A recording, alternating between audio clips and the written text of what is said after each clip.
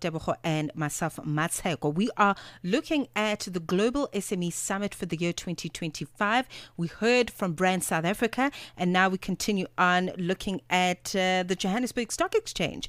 Okay, we're talking about high-level conversation that's taking place as participants engage in conversation on technology, on sustainability, business best practice, very, very important, and transformation within SMEs as enterprises. So without any further ado, we're going to be unpacking what is currently happening. Cleola Kunene is joining us in their capacity as Head of SME Development at the Johannesburg Stock Exchange. Welcome to Channel Africa, Cleola. Thank you very much for the time. Good day. Thank you very much for having me. Thank you. Talk to us about the Johannesburg Stock Exchange, participation in this year's SME Summit, and your interest in this year's gathering. I think in a nutshell, if you look at the JSE's always been a catalyst for growth in terms of the economy. If you consider that for years, the JSE is over 137 years old. Beyond trading, we have raised capital and facilitated capital access for businesses, known brands in Southern Africa. And that has extended into small businesses where we've developed solutions for small businesses to help scale and grow small businesses, but also to facilitate access to capital for small businesses, mainly private capital and not necessarily listed capital. As you know, in South Africa, we have significant challenges in terms of the economy, but also significant challenges in terms of the growth of our SME. So as the JSE, it is important that not only do we support our large enterprises, but that we fundamentally put our weight and our efforts, as well as our convening power behind our SMEs. And Cleola, do you mind sharing some specific programs or platforms that the JSE has introduced to help these SMEs raise capital or even gain visibility?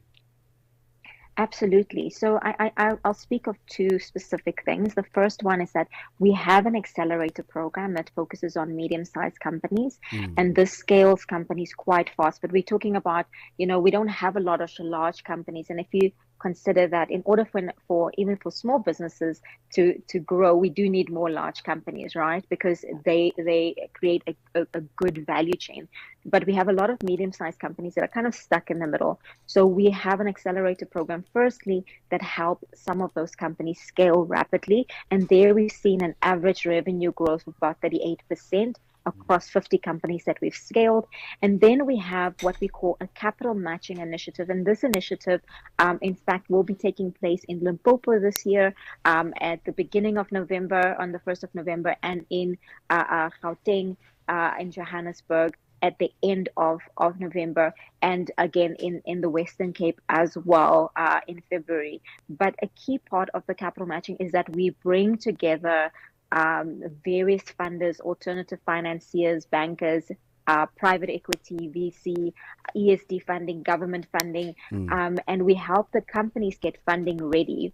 And why this is so important is that, a lot of companies don't necessarily know what they need or how to be funding ready. So they struggle, and sometimes it can take them a year to get access to funding. So our efforts is to help fast track this. One, to help the companies get funding ready, and two, to match them with funders that's relevant for their business and the type of funding that they need. So through the capital matching initiative, they meet up to 3 to 4 different deal makers and funders in one day. And as you can imagine, it really helps to fast track that process, which would have taken them a significant time if they went the normal application route. We often are afraid to say that it's no longer a big business economy alone. And I think this summit is indicative of the fact that we're making way for SMEs as engines of job creation and innovation. So from your perspective, how are SMEs going to be shaping global economic growth in the current time and beyond? Absolutely correct. And I think you're spot on that this this summit is testament to that. What we're seeing globally is a shift in terms of economies understanding that GDP growth is coming from innovation, the agility that SMEs offer that you don't necessarily see in large enterprises, and large enterprises playing a different role in terms of the growth of the economy.